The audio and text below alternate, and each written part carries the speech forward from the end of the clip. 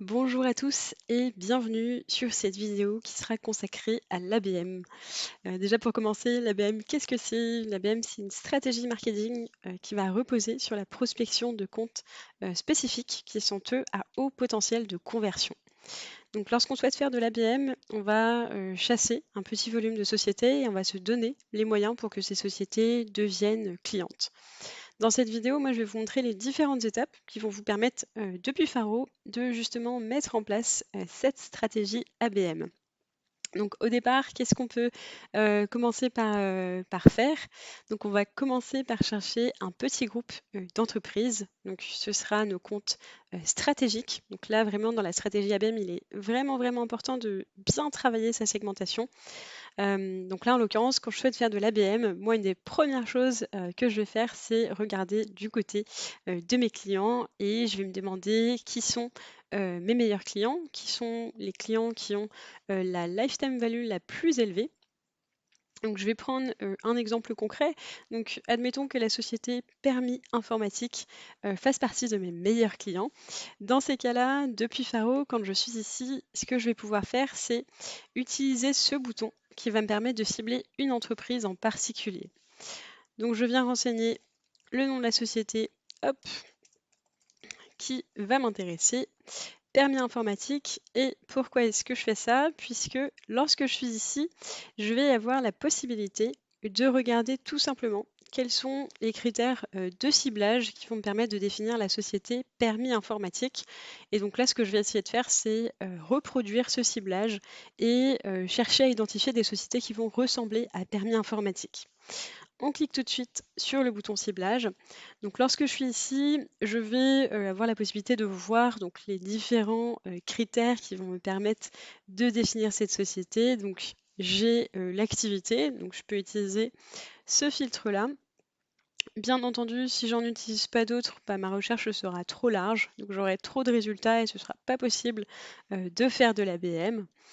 Je vais donc continuer à faire ma segmentation. Donc moi, je m'intéresse à des sociétés qui sont en forte croissance. Je peux rajouter éventuellement un autre critère. Donc on peut sélectionner les sociétés qui ont plus de 30 ans. Et en plus de ça, je vais rajouter aussi un critère de taille pour avoir une taille similaire à la société permis informatique. Je valide du coup ma recherche. Et donc ici, je vois que j'ai réussi à identifier 19 sociétés donc, qui ont ces critères-là de commun avec la première société sur laquelle je me suis basée qui était Permis Informatique. Donc ça, c'est une première méthode pour identifier des comptes stratégiques qui vont potentiellement pouvoir être aussi des potentiels clients.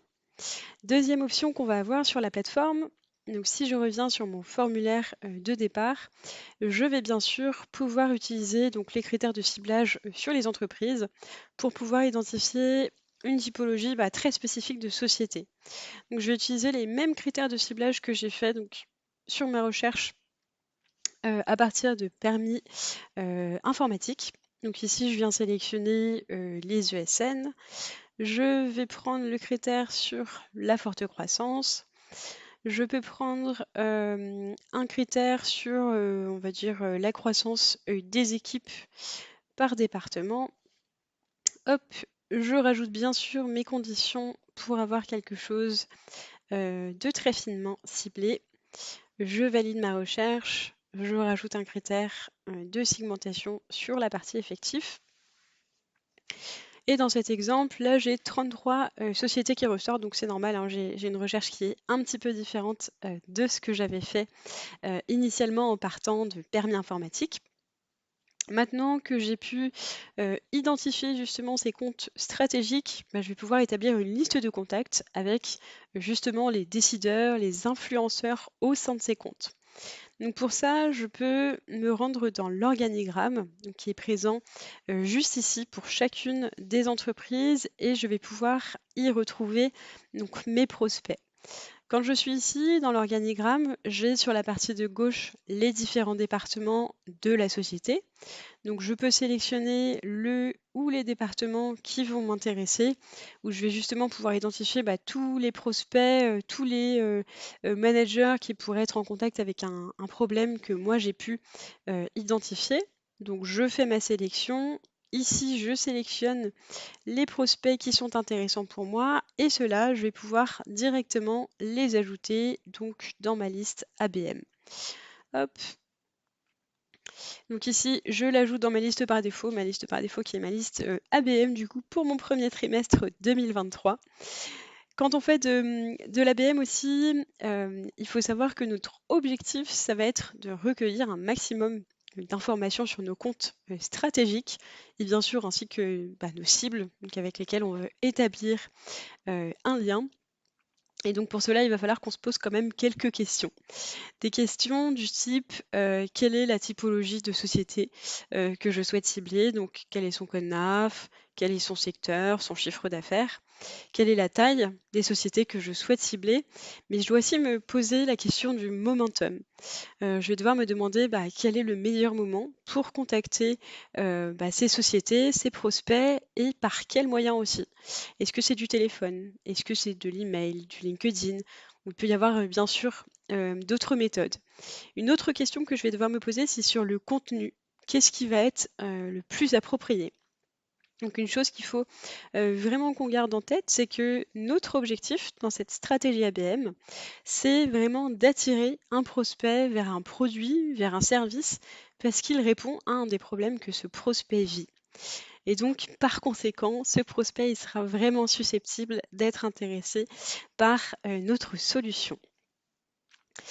Une fois que du coup, j'ai ajouté les prospects dans ma liste, donc ici en l'occurrence, j'ai ajouté un prospect dans ma liste ABM, donc je disais pour la période Q1 2023, donc j'ai rajouté qu'une seule personne. Une fois que je suis ici, bien sûr, je peux faire le parcours habituel, donc la recherche des coordonnées de mon prospect. Et juste après ça, bien sûr, je vais pouvoir diffuser les contenus donc, en fonction de ce que j'ai pu comprendre du contenu qui va être approprié donc, pour ce prospect en fonction donc, du canal que va utiliser ma cible. Ça peut être les réseaux, les médias, les moteurs de recherche. Et ensuite, on pourra également on pourra également décider d'utiliser plusieurs canaux ou même combiner à la fois une stratégie qui sera plutôt inbound, donc avec du contenu, et aussi une stratégie outbound, donc sortante, avec des campagnes de prospection.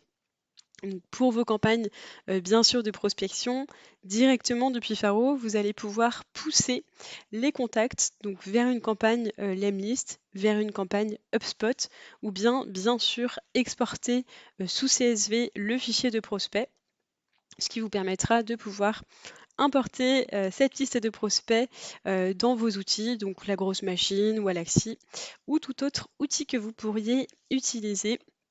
Et donc pour ça, on va toujours dans la partie tout sélectionner et on a bien sûr ces options de disponibles juste ici. Sur la partie ABM, j'espère que je vais pouvoir vous aider donc à mettre en place cette stratégie ou à pouvoir la consolider. Si vous souhaitez en savoir plus, bien sûr, n'hésitez pas à nous en faire part et à aussi consulter l'article qu'on a rédigé dans lequel vous allez retrouver aussi un podcast d'Alexis qui est vraiment intéressant sur cette thématique. Voilà, merci à tous et à bientôt.